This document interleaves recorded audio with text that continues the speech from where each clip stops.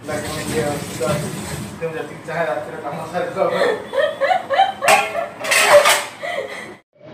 नमस्कार जय जगन्नाथ सांग मैंने केमती अच्छा समस्ते। आज आम दिनटा स्टार्ट कर मैंने भिडटा स्टार्ट कर सका उठिकी मो मोर निज कम सब सारापर गाधे पाधे सारापर रोषे करने को आसिक एवं तरकारी हो सारा पुओं टिफिन भी बन सारे आ खाली भातटा बाकी अच्छी। तो मो माँ आसछन्ति भुवनेश्वर से अच्छा ना आ पुओ ए स्कूल जीव मुझे जी कम अच्छी तो सेपटे एका ऑफिस पलैबी। भातटा बसईदेली भात फुटीगले माँ खाली गाड़ी देवे। माँ मैंने रही मोर यहाँ सुविधा हुए माँ मन मो माँ हूँ कि सासू माँ हूँ जी भी रही मुझे तरकारी गुड़ा सब रोषे कर दिए। लास्ट टाइम हेल्ले भात बसई देकी मैंने टाइम ना भी भातटा बसई देकी पलाए से गाड़ी दिखती से रोषे करदे कि कहीं कष्ट करेंगे से मुझा पूर्व रोषेबास करदेकी जाए खाली भातटा गाड़ी देवे आ मो पु स्कूल जावा पूर्व सबुदिन से गाधेकी जीव तो तापाई भी गरम पानी बसई अबे टे वर्षा हो भुवनेश्वर सबुदिन टे ठंडा पागटा रोचे सका गाधेब तो से ठंडा पानी गाधाएनि टे उषम पानी गाधे दिए। तो बापा पुओ ओट्स खाई से दीज सांगे खाई दिखती जाकि मो मोर कम सारे ता भितर ता बापा ताको गाधे दिखती पूरा रेडी कर दिखती ड्रेस फ्रेस पिंधेकी तापर से जाए स्कूल मु खाली ताको खुएबा मैंने तार सका खाइब कौन आ टिफिनटा बनई दिए बाकी तार सब कम ता बाबा कर दिखती सका तो मुझे गरम पानी नहीं दे आसली ता बाबा ताको गाधे देवे और मुझे एपर्यंत खाइनी ता भितर मु दीटा खाईनेबी। मु आज खाइबी मुढ़ी कदली आ आंब मु आंब कदली देकी मुढ़ी खाई नड़िया कजा देकी भी मुढ़ी खाई मैंने आम चलो मुढ़ी जहाँ देले चलो। और मो माँ हूँ पखाड़ प्रिय लोक से सबुदिन सका उठिकी सुना पिला भाया कह मत दीटा छुआ पखाड़ देदेबू पखाड़ खाईदे। भेंडी आलू भजा होता ना काकुड़ी आंब पिज युवा लगे माँ तर पखाड़ खाऊँ माछ अच्छे मुझे कहली माछ भाजीदेवी कि से कहले ना माछ खाइबेनि कि मैंने माछ दरकार ना कि पखाड़ा दरकार सका पखाड़ ना मुढ़ी दिने जदि मुढ़ी खाई दी दिन पखाड़ खाइबे। तो जा हो ये खिया पिया सरला तापर बापा माँ छुआ आम बाहर को चलू एवं 9टा बाजिला पुओर स्कूल टाइम आ पुओ को स्कूल में छाड़ी देकी आम दीज जीवु टे माँ मेडिसिन आने मैंने मो सासू माँ आम रथ घर को जीवु तो आमर रथ हुए ठाकुर अच्छा तो माँ कौन मेडिसिन सर जाइए VSS नगर आम गोटे आयुर्वेदिक डॉक्टर माँ को जो देखो पाइल्स कि तो से जाकि मेडिसिन नहीं आसबू पर दिन को जीवु घर को तो आउ टाइम हेनी आज जाकि पलि आसबू। मो पुओ तार आगे चलिकी पलैला ता बाबा स्कूटी काढ़ला भर सी जाकि गेट पाखे छिड़ा होता स्कूटी बाहर माने आग हेलमेटा दरकार माने ट्रैफिक पुलिस नुह निज सेफ्टी एक्चुअली हेलमेट लगे कथा आमर एमती अभ्यास स्कूटी बाहर माने हेलमेटा ऊपर धरिकी आसबू।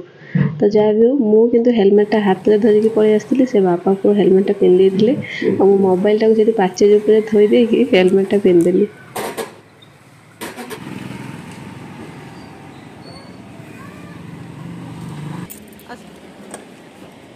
अच्छा अच्छा अच्छा अच्छा अच्छा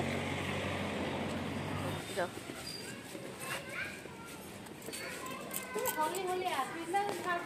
बाबा बाय बाय बाबा बाबा बाय बाय।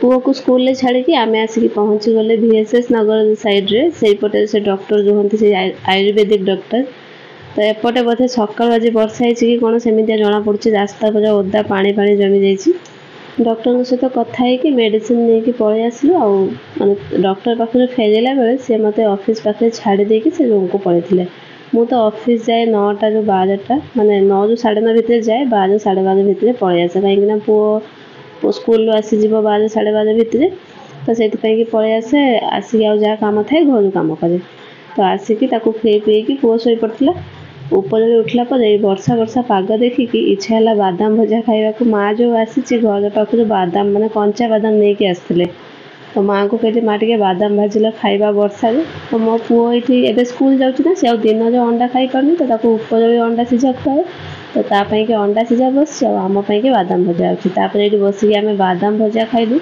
वर्षा पागरे ना वर्षा हो बादाम भजा धरिकी आम घर समस्ते बसीचु आम समस्ते खाइबा भल पाती ମାନେ ବର୍ଷା ହେଉଥିବ ବାଦାମ ଭଜା ବାଦାମ ନିଜେ ଭାଙ୍ଗିକି ବାଦାମ ଖାଉଥିବେ। ମୋ ମାଆ ତାଙ୍କର କହିଲେ ନା ମୁଁ ଖାଇବିନି ତମେମାନେ ଖାଅ। ମୋ ମାଆଙ୍କୁ ଖାଇବା କଥା ଛାଡ଼ିକି ଆଉ ଯାହା କହିଲେ ଚଳିବ।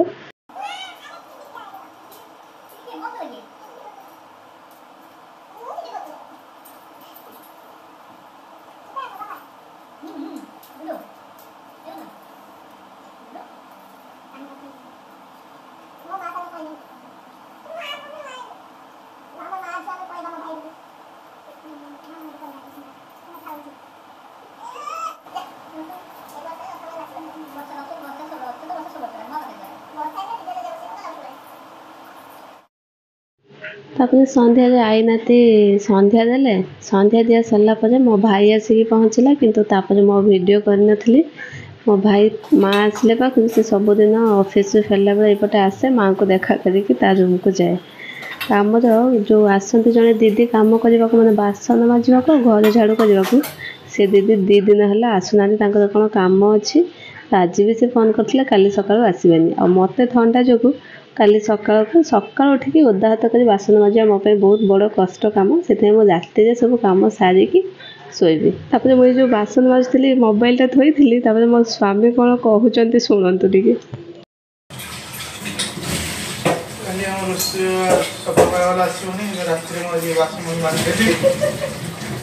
ସବୁ କାମ ହାତ ଥଣ୍ଡା ଅଛି ତ ସବୁ ହାତ କରିବାକୁ ଭଲ ଲାଗେ। ଇଏ ଅଛି ତ ଯେତିକି ଚାହେଁ ରାତିରେ କାମ ସାରିଦେବ।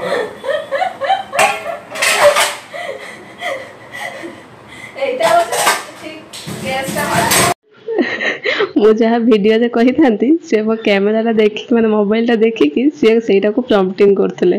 ଭିଡ଼ିଓ ଦେଖନ୍ତି ନା, ଜାଣିଛନ୍ତି ମୋର କହିବା ଷ୍ଟାଇଲ୍ କ'ଣ କୁହେ, ତ ସେଇଟାକୁ ସେ ରିପିଟ୍ କରୁଥିଲେ ଆଉ। ରୋଷେଇ ଘରେ ସଫାସଫି ପୋଛାପୋଛି କାମ ସରିଲା ପରେ ସବୁଦିନ ରାତିରେ ହେଉଛି ଏହି କାମଟା ଫିକ୍ସ। ମାନେ ରାତିରେ ତାଙ୍କର କିଡ଼ନୀ ଷ୍ଟୋନ୍ ହେଇଛି, ଷ୍ଟୋନ୍ ପାଇଁକି କୋଳଥ ଡାଲି, ମୋର ଥାଇରଏଡ଼୍ ପାଇଁକି ମୁଁ ଧଣିଆ ପାଣିରେ ପକାଇକି ପିଏ। ତ କୋଳଥ ଡାଲି ପାଣିରେ ପଡ଼ିବ, ଧଣିଆ ପାଣିରେ ପଡ଼ିବ, ମେଥି ପାଣିରେ ପଡ଼ିବ, ବୁଟ ମୁଗ ପାଣିରେ ପଡ଼ିବ, ଆଉ ଚିଆ ସିଡ୍ ଆମେ ରାତିରେ ଗରମ ପାଣିରେ ଭିଜେଇକି ଅଧଘଣ୍ଟା ରଖିଦେଉ। ତାପରେ ପିଇକି ଶୋଇପଡ଼ୁ।